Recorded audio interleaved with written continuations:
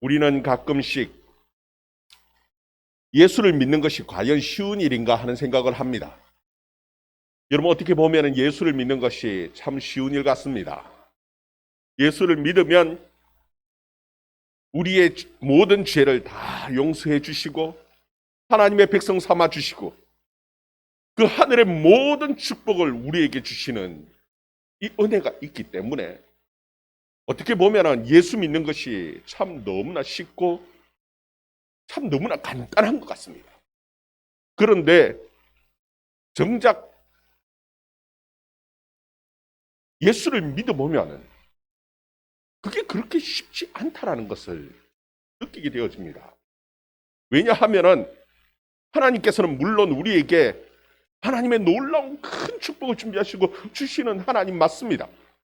그런데 그냥 주시는 것이 아니라 우리의 인격을, 우리의 삶의 모습을 하나님이 원하시는 그 신앙의 모습, 신앙 인격으로 연단하시고 만드신 후에 하나님께서 우리에게 그 하나님의 축복을 주시는 것입니다. 그 때문에 우리는 그 신앙 연단 과정들이 너무나 힘들고 어렵다라는 것을 신앙생활을 하면서 또 느끼게 되어지는 거예요. 그리고 하나님께서는 우리에게 또 신앙생활을 하면서 의무와 책임도 함께 요구하시는 하나님이신 것을 우리가 또 보고 깨닫게 되어지는 겁니다. 오늘 본문의 말씀은 예레미야 애가의 마지막 부분입니다. 예레미야가 예루살렘의 멸망을 볼 때 너무나 처참하게 철저하게 망해져 버렸기 때문에 이스라엘의 운명도 이제 다 끝이 나가는 건가? 정말 이대로 이스라엘은 끝이 나는 건가 싶은 생각이 들지요. 그럼에도 불구하고 하나님의 뜻을, 하나님을 바라볼 때 하나님의 뜻을 생각할 때에 소망이 있더라는 겁니다. 그래도 감사한 것은 이것은 하나님의 연단의 과정이고 이 연단의 과정을 잘 견뎌내고 이겨낼 때에 하나님께서는 더 큰 은혜와 축복을 주신다라는 것을 알기 때문에 오히려 감사하고 소망을 가지고 희망 가운데 살아가게 되어집니다. 여러분, 이스라엘의 희망 가운데 가장 놀라운 희망이 무엇일까? 이 희망의 시작이 어디서부터 시작되어지느냐 하면 바로 4장 21절부터 시작되어지는 겁니다. 우리 21절 말씀 같이 한번 읽어봅시다. 21절 말씀 같이 읽습니다. 시작. 우스의 땅에 사는 딸 에돔이 즐거워하며 기뻐하라. 자니 내게도 이를지니 내가 취하여 벌거벗으리라. 아멘. 오늘 말씀에 보면 우스 땅, 이 우스 땅은 에돔 땅입니다. 그 에돔 땅에 사는 그냥 에돔아 부르지 않고 딸 에돔아 즐거워하고 기뻐하라.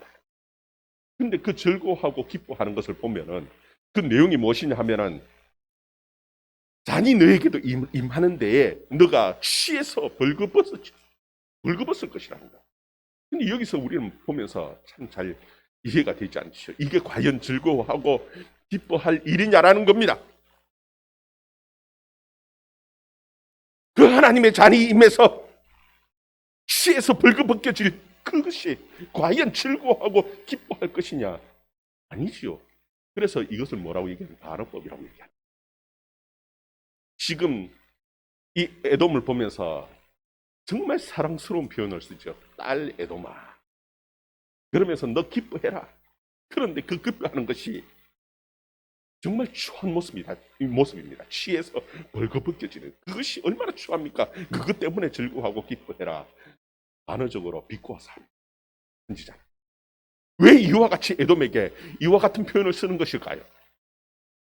여러분, 에돔은 예루살렘이 망할 때 함께 망한 것이 아닙니다. 오히려 에돔은 바벨론의 자원에서 군인들이 되었습니다. 그리고 예루살렘이 망할 때 예루살렘 성에 가장 선봉에 서서 앞장서서 들어가서 약탈을 하고 그 유다의 주민들을 잡아서 포로로 끌려가서 노예로 팔아버리면서 자신들의 이익을 챙겼던 사람들이 누구냐 하면 바로 이 에돔 사람들입니다. 어떻게 보면은 이 이스라엘과 에돔은 형제지간입니다. 에돔은 에서의 후손이에요. 형제지간인데도 불구하고 너무나 더 얄밉게, 바빌론보다도 더 얄밉게 행동했던 사람들이 누구냐 하면 바로 이 에돔 사람들입니다. 그래서 지금 선지자는 이 에돔에 대해서 반어법적인 표현을 쓰고 있는 겁니다. 야, 딸 에돔아, 너 기뻐해라. 왜냐하면 이제 너희 차례라는 겁니다. 너희 잔이, 너에게 주어질 그 잔이, 심판의 잔이 너에게 임하게 되어질 것이라고 지금 말씀하고 있는 겁니다.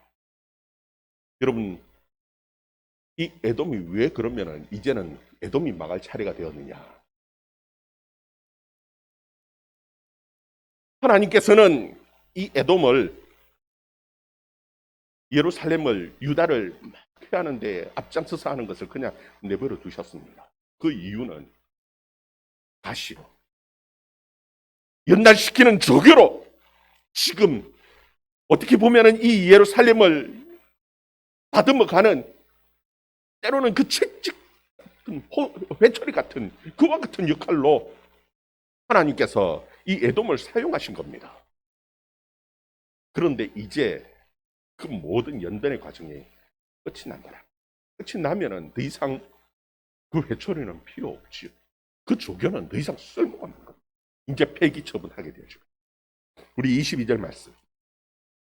22절 말씀 같이 한번 읽어봅시다. 22절 말씀 시작. 딸 시온아, 내 죄악의 형벌이 다하였으니 주께서 다시는 너로 사로잡혀 가지 아니하게 하시리로다. 딸 에돔아, 주께서 내 죄악을 벌하시며 내 허물을 드러내시리로다. 아멘. 이제 하나님께서 그 진노하셨고 하나님께서 징벌하셨던 그 모든 징벌의 과정이 다 끝이 나고 나면은 이제 에돔은 더 이상 쓸모없는 겁니다. 그래서 하나님께서 에돔을 벌하시고 이제는 에돔의 그 모든 죄악들을 다 드러내시고 그들을 심판하시고 버리실 것이에요. 제가 어렸을 때 저희 아버지가 어디서 회초리를 몇 개를 준비해 오셔서 그 장롱 위에 넓은 곳에 딱 올려놓으셨어요. 우리가 잘못하면, 저희 형제들이 잘못하면 몰라요. 회초리를 드시는데, 야, 너 몇 대 맞을래? 세 대요. 그러면 손바닥에 세 대 막 또다시 얹어놓으셔요. 근데 어느 날 어느 정도 성장하고 나니까 아버지께서 형제들을 다 드시더니 그 회초리를 딱 꺾으시더라고요. 왜 꺾습니까? 다시 그렇게 소중하게 올려놓으셨던 그 회초리를 이제는 더 이상 너희들을 때리지 않겠다. 이제는 더 이상 회초리를 들 그 필요가 없어졌다고 아버지께서 느끼시니까 모든 회초리를 꺾어서 버리시다. 그런데 지나놓고 난 다음에 생각하면 형제들 가운데 많이 맞았던 형제들이 있고 그나마 좀 적게 맞은 그 형제들이 있어요. 제 동생이 적게 맞은 것 같고 제가 제일 많이 맞은 것 같아요. 왜냐하니까 이 동생은 어떻게 보면 좀 야같다 싶을 만큼 지금 생각하면 지혜로운 거지요. 아버지가 회초리를 딱 들 그 상황이 오면은 무조건 잘못했다고 싹싹 들고 그러니까 회초리를 덜 맞아요. 그런데 끝까지 잘못했다는 말 안 하고 고집 부리고 매를 벌어가지고 한 대 맞을 것도 세 대, 네 대 더 맞고 그랬던 것이 제가 그랬던 것 같아요. 근데 이래 지내놓고 나면은 미련하죠, 미련해. 지금 이 선지자가 볼 때에 이 유다가 너무너무 미련하다는 거예요. 매를 벌고 앉아 있는 겁니다. 그렇게 매를 맞지 않아도 되는데 미리 일찍 하나님 앞에 회개하고 하나님 앞에 은혜를 구하고 돌아갔으면은 그렇게 심하게 매를 맞고 망하지 않아도 되는데 너무나 큰 고통과 너무나 큰 치욕을 당했다는 것. 5장 1절에 보면은 여호와여 우리가 당한 것을 기억하시고 우리가 받은 치욕을 살펴보옵소서. 사실 이 말이 무엇이냐 하면은 이런 의미입니다. 하나님, 우리가 얼마나 많은 고통을 당했고 얼마나 심한 치욕을 당했는지 좀 돌아봐달라고, 기억해달라. 사실 이 의미 속에는 굳이 이렇게 맞지 않아도, 이런 큰 고통을 당하지 않아도 되는데, 이 백성이 너무나 미련해가지고 굳이 받지 않아도 될 그 이상의 그 고난을 당하고 고통을 당한 그것을 선지자가 기억하고 이들의 마음을 좀 돌려달라, 하나님 앞에 은혜를 구하는 그 선지자의 기도. 우리 2절에서 4절 말씀 같이 또 한번 읽어봅시다. 2절에서 4절 말씀 같이 읽습니다. 시작. 우리의 기업이 외인들에게, 우리의 집들도 이방인들에게 돌아갔나이다. 우리는 아버지 없는 고아들이오며 우리의 어머니는 과부들 같으니 우리가 언을 주고 물을 마시며 값을 주고 나무들을 가져오며. 여러분, 우리는 지난 시간 우리의 기업은 하나님이 우리의 기업이라는 그 선지자의 고백을 보았지. 그들은 하나님이 기업인 줄 몰랐습니다. 그들이 기업이라고 생각했던 것들은 그들의 땅이었고 그들의 재산이 그들의 기업이었고, 어떻게든지 그것을 누리기 위해서 온갖 방법들을, 수단과 방법을 가리지 않고 채우려고 했던 것이 그 이스라엘, 그 유다 사람들의 모습이었습니다. 하나님께서는 지계석을 옮기지 말라고 했는데 욕심 부리지 말라는 겁니다. 하나님 주신 것에 만족하고 살으라고 말씀하시는데, 그런데 그 만족하지 못하고 온갖 죄를 지면서 누리려고 했지. 그런데 다 잃어버렸어요. 그 기업이라고 생각했던 것들은 외지 사람들이 다 와서 차지해버렸습니다. 집을 잘 지어 놓았죠. 집도 한 채 두 채가 아닙니다. 여름집, 겨울집 해서 요즘처럼 이 냉난방 시설이 잘 되어지지 않을 때는요, 집을, 여름집, 겨울집을 따로 짓습니다. 별장같이.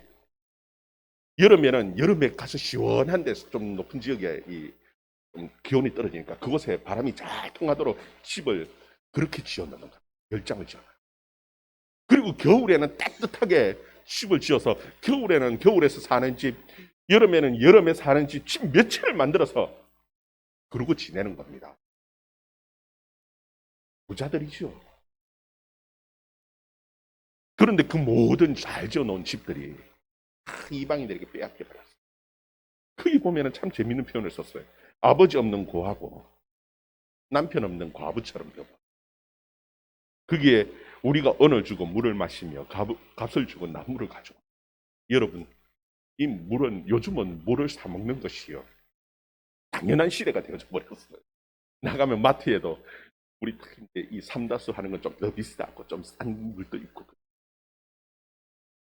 물을 사 먹는다라는 것은 우리 몇십 년 전만 해도, 제가 어렸을 때만 해도 뭐 상상을 못했습니다. 학교 선생님이 앞으로 시대가 바뀌어져서 물을 사 먹는 시대가 될 것이, 에이 무슨 말씀을. 나가서 그냥 어디든지 가서 물 떠가서 물 마시면 되는데 뭐 물을 사 먹는다고. 여러분, 이 유다는 하나님께서 주시는 것을 갖고 누리고 사는 그런 신앙 공동체죠. 물은 누가 주는 겁니까? 아버지 하나님이 주십니다. 나무는 누가 겁니까? 하나님 것입니다.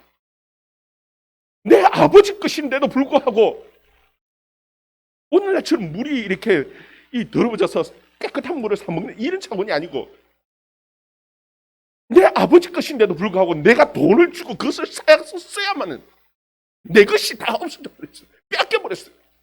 분명히 내 아버지 것인데, 하나님이 내게 주신 것인데도 불구하고 다 잃어버렸어요. 잃어버리고 난 다음에 생각하니까 얼마나 참 답답하고 억울합니까?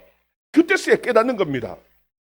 내 기업은 그 땅이 내 기업이 아니고, 내 진짜 중요한 재산은 그 좋게 잘 지어놓은 집도 아니고, 진짜 내 기업은, 내 재산은 하나님이 내 재산. 이 모든 것이 하나님 것이었는데 그것을 다 빼앗기고 난 다음에 그 귀한 것을 그제서야 느끼고 깨닫는 겁니다. 여러분, 미련한 거죠. 지금 선지자가 볼 때에 그 유다 백성들이 너무나 미련한 짓을 해요. 진짜 기업을 먹고 진짜 복을 먹고 다 잃어버리고 다 빼앗기고 난 다음에 그제서야 깨닫는데요. 그러면 깨닫고 돌아오면은 금방 회복이 되어집니까? 여러분, 우리가 죄를 짓고 잃어버리는 것은요, 한순간이지만 그것을 회복하는 것 어렵습니다. 진짜. 특히나 신앙의 문제는 더더욱 그렇습니다. 우리의 잘못된 것들 모두 다 토해내고 우리의 잘못 빼앗았고 잘못 가져온 모든 것들을 다 토해내고 다 내놓아야만이 거기서부터 회복이 시작되어지는 거예요. 5절 말씀 또 같이 한번 읽어보시죠. 5절 말씀 5절부터 7절까지 같이 했습니다. 시작. 우리를 뒤쫓는 자들이 우리의 목을 눌러싸우니 우리가 기진하여 쉴 수 없나이다. 우리가 애굽 사람과 아수르 사람과 악수하고 양식을 얻어 배불리고자 하였나이다. 우리의 조상들은 범죄하고 없어졌으며 우리는 그들의 죄악을 담당하였나이다. 아멘. 여기 보면은 그 우리를 뒤쫓는 자들이 우리의 목을 눌렀다고 말합니다. 여러분, 목을 누르는 게 없습니다. 왜 목을 누릅니까? 목을 팍 좀 빼내라는 거. 그들이 하나님 주신 것으로 만족하죠. 세상 사람들과 손잡고 세상 사람들 악한 자들과 함께 그들의 방법대로 그 모든 것을 취하려고 했던 그 모든 것을 다 토해내도록 하나님께서 주신 거예요. 6절에 보면 우리가 애굽 사람과 아수르 사람들과 악수하고 양식을 얻어 배불리고자 했다. 그렇게 고백하지. 여러분, 이 아수르 사람, 이 애굽 사람들은 악한 사람들입니다. 그들이 볼 때 그 악한 짓을 하면서도 너무나 부유하게 잘 사는 겁니다. 그래서 그들의 그 방법들을 좀 배워오고 싶은 거예요. 그들과 교육하면서 우리도 좀 더 잘 살고 싶은 겁니다. 그들의 신도 받아오고 그러면서 유학까지 가서 그들의 방법들을 배워오는 거죠. 그 방법들이 무엇입니까? 힘없는 자, 약한 자들을 다 빼앗고 그들을 쫓아내고 그 땅을 더 많이 가지고 집을 여러 채 가지고 그렇게 해서 잘 사는 방법들을 배워서 열심히 그렇게 해서 부유한 나라를 만들었습니다. 온갖 악한 것들로 그들의 배를 불리고 그들의 욕심을 채웠어요. 여러분, 거기 보면 우리 조상들은 범죄하고 없어졌으며 그들의 죄악을 담당한다. 여러분, 그 조상 때부터 그렇게 계속해서 죄를 쌓아왔습니다. 그러면서 그들이 하는 말이 관행이라는 거죠. 다 그렇게 하는데 우리 할아버지 때도 그렇게 했고 우리 아버지 때도 그렇게 했고 그러니까 우리는 당연히 그렇게 하는 거라. 오히려 더 죄를 풀려가는 것이죠. 그렇게 해서 진짜 잘 살았습니다. 잘 살 줄 알았습니다. 우유한 나라를 만들어서 편안하게 뜬뜬거리면서 세상 사람들도 그렇게 사니까 우리도 그렇게 하면 당연히 잘 살 줄 알고 그렇게 해가 왔는데 그 결과는요, 참한 겁니다. 8절에 보면 종들이 우리를 지배하며 그들의 손에서 건져낼 자가 없나이다. 여러분, 부유하고 잘 살 줄 알았는데 종이 되어버렸어요. 가장 이상 밑바닥으로 하나님께서 쳐박아버렸어요. 여러분, 잘 살아야 되지 않습니까? 세상 사람들이 어떻게 잘 사는지 보고 유학까지 다녀와서 다 그 방법대로 배워와가지고 그대로 했는데 그들처럼 잘 살아야 될 것 같은데 오히려 종들의 종이 되어져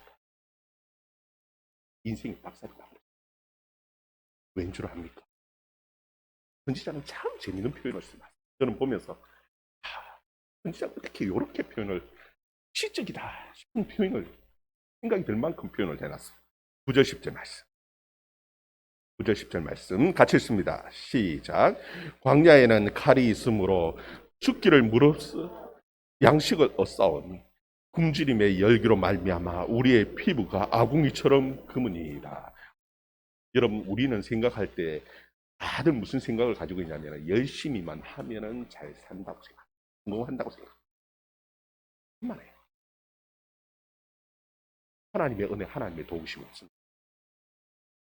절대 성공하고 잘 산다고요. 그렇지 않습니다. 신약 성경에 보면 복음서에 탕자의 비유가 나오죠. 그리고 누가복음 15장에 보면 이 탕자가 둘째 아들이 아버지에게 나의 몫을 재산을 달라 그럽니다. 그래 다 챙겨가지고 먼 나라로 떠납니다. 떠날 때에 아마 그 탕자의 마음속에는 나름대로 인생의 계획들이 탁 세워졌을 거예요. 이 아버지의 재산을 가지고 가서 내가 어떻게 장사를 하고 내가 어떻게 이 재산을 부려서 멋있게 성공한 인생으로 다시 돌아오리라 꿈을 가지고 먼 나라로 갔을 겁니다. 그런데 그 계획대로 잘 되어집니까? 거기 보면은 그 나라에 큰 흉년이 들어서 그렇게 성경은 기록해 놓았어요. 여러분, 그 큰 흉년이 드는 것은 내 계획 속에 내가 통제하지 못하는 온갖 변수들이 일어나는 것이 우리의 인생입니다. 내 계획대로 다 열심히만 하면 성공할 것 같죠? 천만에. 오늘 선지자가 뭐라고 얘기합니까? 광야에는 칼이 있어서 죽기를 무릅쓰고 양식을 얻으러 갔는데 제대로 얻어옵니까? 돈만 있고 열심히만 하면 될 것 같지요. 광야에 왜 칼이 있습니까? 양식을 구하러 그렇게 가는데 다 꾹꾹꾹꾹마다 다 막힌 겁니다. 광야길로 가면은 그래도 뭔가 양식을 얻어올 수 있을 줄 알았습니다. 광야길로 가는데 거기에 도둑대가 큰 나라서 다 도둑을 만나는 겁니다. 여러분, 그 광야길에서 도둑 만날지 어떻게 압니까? 우리 인생은요, 절대 우리가 계획한 대로 안 되어집니다. 그래서 야고보 사도는 우리에게 아주 중요한 지혜를 가르쳐줍니다. 야고보서 4장 13절에 보면은 너희들이 말하기를 오늘이나 내일이나 어떤 도시에 가서 1년을 유하면서 장사를 하여 이익을 보려고 하는. 너희는 도리어 말하기를 주의 뜻이면 우리가 살기도 하고 주의 뜻이면 이것도 하고 저것도 하려고 하여야 한다. 너희가 허탄한 말을 하니 그러한 자랑을 하는 자다. 하나님께서 여러분, 우리의 계획에는 오늘이나 내일이나 1년을 거기 가서 유하면서 열심히 일하고 장사해가지고 어떤 이익을 볼까 계획을 다 세워놓고 그렇게 하면 다 될 것 같지요. 그런데 내일이 누굴 것이냐? 내일 우리가 무슨 일이 일어나요? 우리는 내일이 내 통제 안에 있는 것이 아닙니다. 온갖 변수들이 일어날 수 있는 것이 그것이 우리 인생입니다. 그리고 하나님께서는 우리를 그냥 내버려 두지 않습니다. 하나님의 백성들이 네 마음대로 네 원하는 대로 마음대로 살아봐라 하고 그냥 내버려 둘 것 같습니까? 하나님께서는 우리가 가는 곳곳마다 네 마음대로 못 살도록 다 막아 놓으셨는데 어떻게 성공합니까? 내 욕심대로 살면 실패하는 것이 정상입니다. 성공한다라면 하나님께서 우리 버린 거지. 내가 악한 대로 내가 원하는 대로 마음대로 살 수 있도록 하나님께서 그냥 내버려 놨다라면 그게 더 불쌍했어요. 하나님 절대 그렇게 내버려 놓지 않는다는 거. 결국은 하나님께서 그 광야길로 가는데도 그게 칼을 막아 놓으셔서 우리를 결국은 눌러놔요. 내 인생의 주인은 하나님이시고 내 기업은 세상에 있는 것이 아니라 하나님이 나의 기업입니다라고 고백할 수밖에 없도록 하나님께서 우리를 몰아가십니다. 몰아서 어떻게까지 몰아가시냐면은 내 목을 쪼아가지고 악한 것을 다 취했던 것을 다 토해낼 때까지 하나님께서는 쪼아서 토해내도록 만드시는 거예요. 그리고는 하나님 앞에 정말 천부여 의지 없어서 손들고 가. 그렇게까지 그렇게까지 하나님께서 낮추시고 넣으시고 하나님께서 회복시키셔. 여러분, 그래도 이게 은혜입니다. 그렇게 정말 지혜로운 사람은요, 미리 하나님 앞에 드리죠. 근데 선지자가 정말 안타까웠고 애통해하는 것은 다 잃고 다 빼앗기고 난 다음에 다 틀리고 난 다음에 그제서야 하나님이 나의 기업입니다. 이게 선지자가 안타까워서 지금 이 애가 애통하는 애가의 노래를 부르는 거예요. 여러분, 우리가 저질러 놓은 그 모든 죄과에 대해서 우리가 책임을 질 수 있느냐? 못 집니다. 우리 생각에는 너무나 쉽게 생각을 해요. 그냥 하나님 앞에 돌아가면 하나님께서 당연히 그냥 다 회복시켜 주시죠. 그런데 그 과정이 너무 어렵습니다. 여러분, 이 책임진다라는 것은요, 우리는 너무나 때로는 너무 무책임하게 책임진다는 말, 진짜 무책임하게 책임진다는 말을 씁니다. 여러분, 책임진다라는 것은 온전하게 다시 회복, 과거의 처음 상태로 돌려놓든지 아니면 그보다 더 좋은 상태로 옮겨 놓을 만큼 능력이 있어야만 책임질 수 있습니다. 예를 들어서 옆집에서 기계가 필요해서 빌려왔는데 사용하다가 고장을 내버렸습니다. 내가 책임질게 하는 말은 이것을 그전 상태로 완전히 깨끗하게 공쳐 놓을 수 있을 때 책임을 지든지 아니면 더 좋은 것으로 갚아줄 수 있을 때 책임진다라는 말을 쓰죠. 내가 그럴 수 있는 능력이 안 되는데 내가 책임질게. 그럼 말이 됩니까? 말이 안 되는 것. 그게 말이 안 되는 겁니다. 여러분, 책임이라는 것은 함부로 막 사용하는 거 아닙니다. 그런데 우리는 책임질 수 없는데도 불구하고 책임진다는 말을 쓰죠. 특히나 이 죄의 문제에 대해서는요, 우리는 절대 책임질 수 없습니다. 우리가 죄를 지어놨는데 그 죄를 우리 스스로 용서하고 죄가 오기 전 그 아름다운 그 상태로 우리를 돌려놓을 수, 회복시킬 수 있는 능력이 우리 가운데 있습니까? 그럼 어떻게 책임집니까? 우리가 할 수 없기 때문에 하나님이 책임지시고, 하나님의 아들이 이 세상에 오셔서 모든 우리의 죄가를 다 담당하고 십자가에 죽으시면서 우리의 죄를 용서하셨을 뿐만 아니라 하나님의 그 진노를 예수님께서 다 대신 지시고 하나님과 우리 사이를 화목케 하셨습니다. 정말 죄를 짓기 전 그 이전 상태로 우리를, 하나님과 우리 사이를 화목케 하셨기 때문에 우리의 모든 죄를 예수님께서 내가 다 책임질게, 그 말씀을 하실 수 있는 것이고요. 우리는 그 예수님에게 우리의 모든 것들을 다 맡기는 겁니다. 책임을 맡기는. 왜? 우리가 책임질 수. 지금 이 선지자는, 예레미야 선지자는 마지막 결론에, 전체 이 예레미야 애가의 마지막 결론에 이런 고백을 합니다. 21절, 23, 22절 말씀. 21절, 22절 말씀 같이 읽습니다. 시작.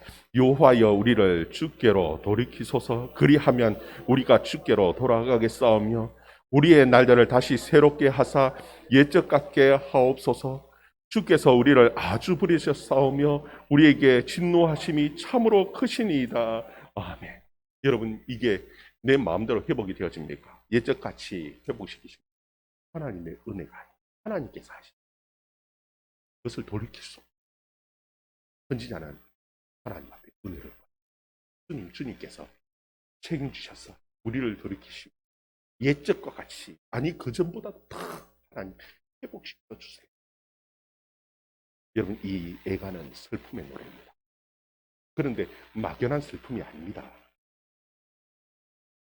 이 이스라엘 백성들이 너무너무 미련해. 진짜 하나님의 복을 깨닫지 못하고 다 잃고 난 다음에 그것 때문에 갔으면 그래도 소망을 노래하는 이유, 하나님의 연단이라고.